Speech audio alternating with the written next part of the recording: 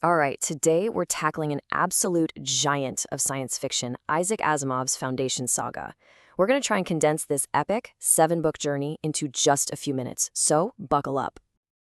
So, what if you could predict the fall of civilization with math? I mean, really predict it.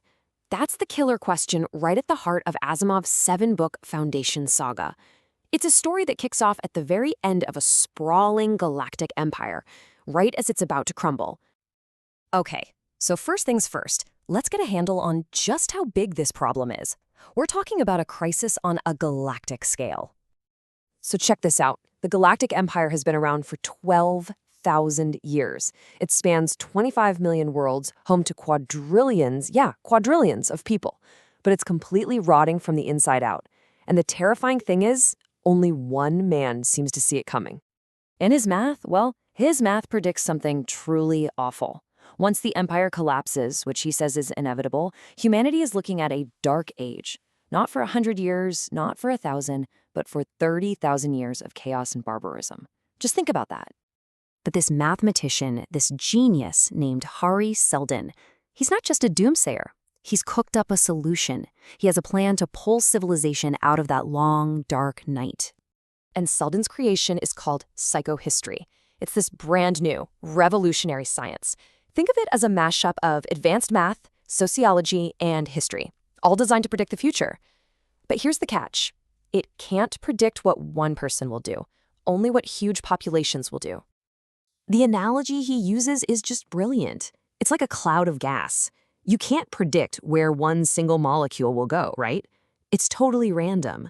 But you can predict the behavior of the whole cloud, its pressure, its temperature, with incredible accuracy. That's what he's doing with humanity. And he's got the guts to go straight to the top. He tells the emperor himself that the fall isn't a maybe, it's not a possibility, it is a mathematical certainty. It's already locked in, baked into the system. So, what's the big solution? It's called the Seldon Plan.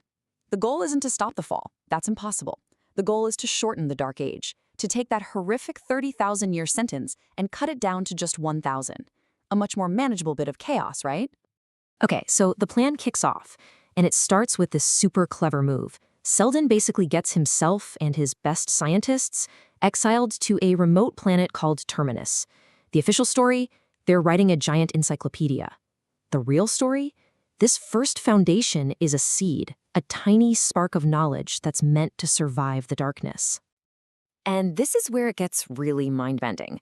The plan works because Seldon has engineered history with these things called Seldon crises. They're like pre-planned historical choke points. A crisis will pop up, and it's designed so that there's only one possible way out. The Foundation has no choice but to take that path, and that path just happens to be the next step in the plan. So the first big test hits them almost right away. They're surrounded by these big, powerful barbarian kingdoms, and they've got no army to speak of. Things look bad. But the mayor, a guy named Salvor Hardin, has this aha moment. He realizes their real weapon isn't guns, it's science. And right when they figure it out, boom, a hologram of Hari Seldon pops up from his time vault, basically saying, yep, you passed, on to the next one. And for more than 100 years, this just works. It's perfect. Crisis after crisis. The Foundation sails right through them, exactly like Seldon's math said they would. I mean, it seems absolutely foolproof. People on the Foundation get pretty smug about it, actually. They start believing the Seldon Plan is this unstoppable force of nature, just guiding them to their destiny. Nothing can go wrong. And then something goes wrong. Something that psychohistory, with all its incredible power, completely missed. So here's the plan's Achilles heel. Remember how it can't predict what a single person will do? It's built to track massive social forces, not individuals. So what happens when a single individual is powerful enough to become a massive social force, especially one with abilities nobody's ever seen before? And that's exactly what happens. The plan is completely shattered by this conqueror who comes out of nowhere, known only as the Mule. He's a mutant who can control human emotions. He can make his enemies love him, make his followers blindly loyal. He's a total statistical impossibility, a black swan event that just breaks all of Seldon's math. And just like that, the full 30,000-year Dark Age is back on the table. So the plan is in ruins. The future looks bleak. Humanity's only hope is this rumor, this legend of a secret Project Seldon set up as a backup plan. It's called the Second Foundation, and these guys are the secret guardians of the plan. They're a hidden group of mentalics, basically the galaxy's most powerful psychics. After this huge, desperate shadow war, they finally managed to take down the mule and start trying to steer history back on course.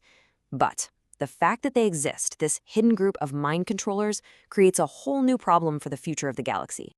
Flash forward a few centuries, and it all comes down to this one man, Golan Trevise. He's forced to make an absolutely impossible choice for the fate of all humanity. He has to pick one of three futures. Path 1, the First Foundation's empire of technology and trade. Path 2, the Second Foundation's hidden empire ruled by a psychic elite. Or Path 3, something else entirely, a collective consciousness called Gaia. And Trevise's decision? Wow. It's the ultimate pivot point for a story that's been running for thousands of years. He literally has to decide what the best possible future for humanity even looks like. You can see how this whole epic journey is just packed with huge questions, right? It's constantly pitting free will against destiny. It's asking what's more powerful, physical force, knowledge, or mental power. And maybe the biggest question of all, what is the best way for humanity to govern itself? Really, when you boil it all down, Foundation is a story about the power of knowledge to literally shape the future. It's an idea that has echoed through science fiction ever since. And you know what? It feels more relevant today than ever before. So, in the end, Asimov kind of turns the question over to us, the readers. He leaves us with this huge, provocative choice. Individualism, a hidden group of guardians pulling the strings, or a collective consciousness? Which future would you choose for humanity? It's that question that makes Foundation an absolutely timeless epic about who we are and who we might one day become.